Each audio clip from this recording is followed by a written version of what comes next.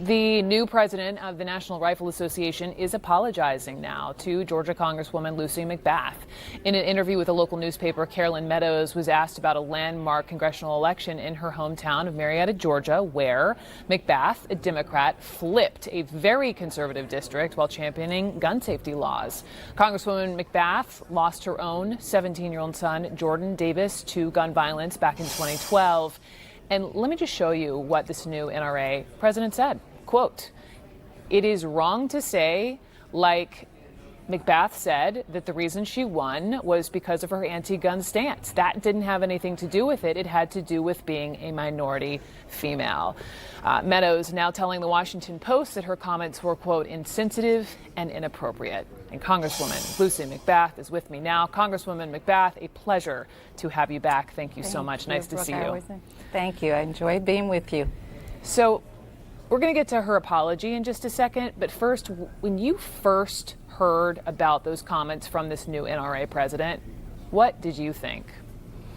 Well, Brooke, frankly, I wasn't really that surprised. And I think that the NRA would want to make this personal all day long. But I refuse to make this personal. I refuse to make this about Carolyn Meadows. I refuse to make this about myself. This is truly about making sure that I am doing my best to keep people in my district, keep our children and our community safe. Do you accept her? Is apology the right word? Well, you know, there again, it's not a matter of me having to accept an apology from her. The most acceptable apology for me would be the NRA gun lobby, as if they stop pushing their extremist agenda, and that they are no longer putting profit over public safety. That would be the most acceptable apology I could ever receive. And just for people who don't know about your district just north of Atlanta, it has belonged to Republican stalwarts like former House Speaker Newt Gingrich and Tom Price. Your district voted for George W. Bush and Mitt Romney by double digits. They elected Trump by a thin margin in 2016. And all of this to say, were you even a little surprised that, using her words, as a minority female, that the Georgia 6 elected you? Well, no, frankly, I wasn't that surprised. But of course, we know it's far more difficult for minority candidates, in particular women, to win these seats. But, you know, my district is 70% white, college-educated Americans, and they voted for me because they believe in me. They believe in my ability to really champion for them in so many different ways, even outside of gun violence. So I think that you know, the tide is changing. People are looking for a candidate. They're looking for a representative that will stand up and fight for them. And people believe in my vision, and I just want to make sure that they have everything that they deserve, that democracy should afford them. Speaking of fighting, you and I have had many conversations about your son Jordan, and that you lost your son Jordan, that you have made it your life's calling to bring about how you refer to it as common sense gun reform in this country. And since being elected, you helped the House advance its first gun violence legislation bill in years. This bill would require federal background checks for all gun purchases. And since I know that this is so personal for you, I just wanted to play something. You're going to hear from an 8th grader in Iowa asking Beto O'Rourke a really important question.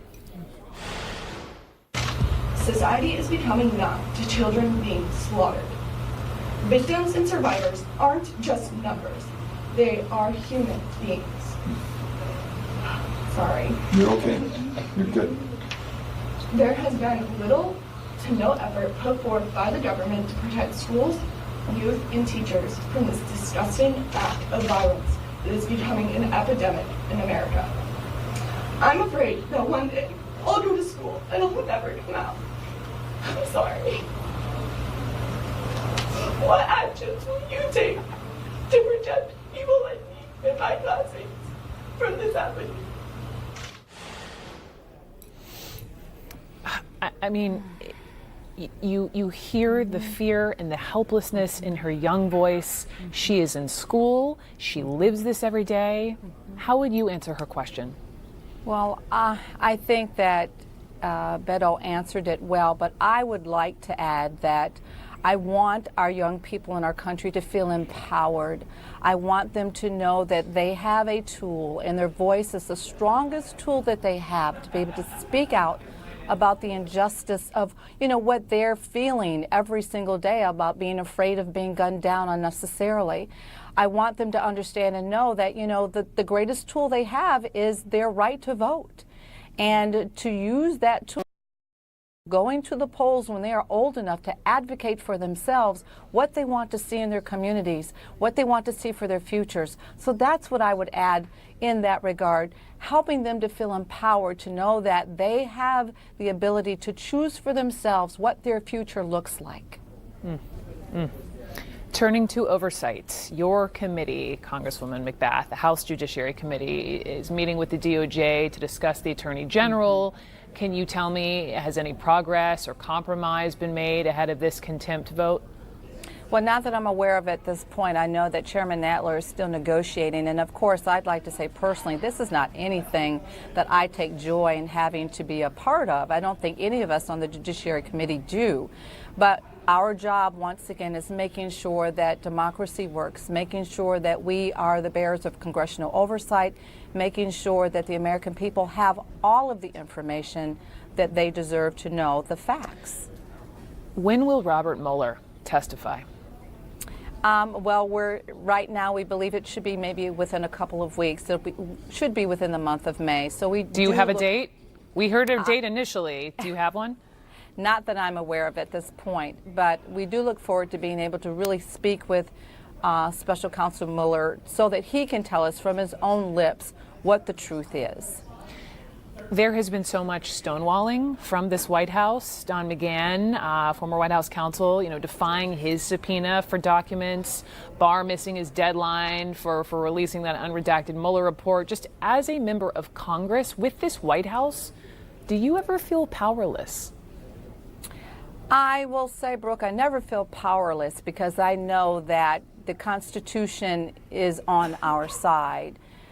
It's difficult, yes. I wouldn't be telling the truth if I didn't say it wasn't difficult, because there is a lot of obstruction. But we will continue to do what we are empowered to do. Congressional oversight is what we are tasked with. We took a very strong oath when we became representatives and working for Congress. And we intend to carry out that oath. We intend to make sure that the American people have the facts, have the information that they need, and then the rest will just play out on its own. Lastly, as a Georgian, your state's governor just signed this controversial bill today. It's called the Heartbeat Bill. It would ban abortions once a fetal heartbeat is detected, which could be as early as 6 weeks into a pregnancy. Just your reaction to this? I was very disheartened and just very disillusioned that this was happening in my very own state.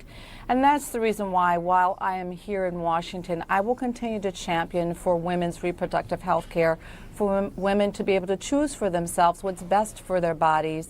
I'm very dissatisfied with the fact that we would be taking from women their ability to have health care services provided them. Women should be able to decide for themselves what's best for their bodies, with their families, their loved ones, and their health care providers. Congresswoman Lucy McBath, thank you. Thank you.